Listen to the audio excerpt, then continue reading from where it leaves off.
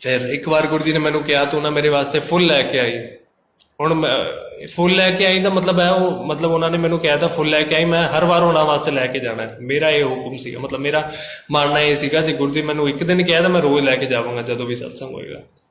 ਸੰਗਤ ਜੀ ਜਿਸ ਦਿਨ ਮੈਨੂੰ ਗੁਰੂ ਜੀ ਨੇ ਇਹ ਕਿਹਾ ਫੁੱਲ ਲੈ ਕੇ ਜਾਈ, ਉਹ ਸਤਸੰਗ ਸ਼ੁਰੂ ਹੋਣ ਤੋਂ ਘੰਟਾ ਪਹਿਲਾਂ ਮੈਨੂੰ ਗੁਰੂ ਜੀ ਕਹਿੰਦੇ ਭੁੱਲੀ ਨਾ, ਤੇ ਯਕੀਨ ਮੰਨਣਾ ਸੰਗਤ ਜੀ ਮੈਂ ਉਸੇ ਦਿਨ ਭੁੱਲ ਗਿਆ। ਤੇ ਮਤਲਬ ਇਹੋ ਜਿਹਾ ਦਿਮਾਗ 'ਚ ਉਹ ਪਾ ਦਿੰਦੇ ਆ, ਪਿਆਰ ਭਰ ਦਿੰਦੇ ਆ, ਕੀ ਕਰ ਦਿੰਦੇ ਮੈਨੂੰ ਨਹੀਂ ਪਤਾ, ਬਟ ਮੈਂ ਉਸੇ ਦਿਨ ਭੁੱਲ ਗਿਆ ਲੈ ਜਾਣਾ। ਫਿਰ ਮੈਂ ਸਤਸੰਗ ਤੋਂ ਵਾਪਿਸ ਆਇਆ, ਦੁਕਾਨ ਤੇ ਗਿਆ, ਮੈਂ ਕਿਹਾ ਹੁਣ ਨਹੀਂ ਭੁੱਲਦਾ ਗੁਰੂ ਜੀ, ਹੁਣ ਯਾਦ ਆ ਗਿਆ ਮੈਨੂੰ ਜਿਹੜਾ ਤੇ ਮੈਂ ਫਿਰ ਗੁਰੂ ਜੀ ਵਾਸਤੇ ਫਿਰ ਫੁੱਲ ਲੈ ਕੇ ਗਿਆ ਉਦੋਂ।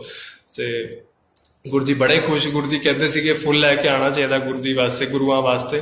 ਇਹ ਮਿਠਾਈ ਦੇ ਡੱਬੇ ਤੇ ਇਹਦੇ ਨਾਲ ਕੀ ਹੋਣਾ ਗੁਰੂ ਜੀ ਨਾਲ, ਗੁਰੂ ਜੀ ਦਾ ਫੁੱਲ ਨਾਲ ਖੁਸ਼ ਹੁੰਦੇ ਆ। ਤੇ ਉਦੋਂ ਦੇ ਮੈਂ ਫੁੱਲ ਲੈ ਜਾਣੇ ਸ਼ੁਰੂ ਕੀਤੇ ਗੁਰੂ ਜੀ ਨਾਲ।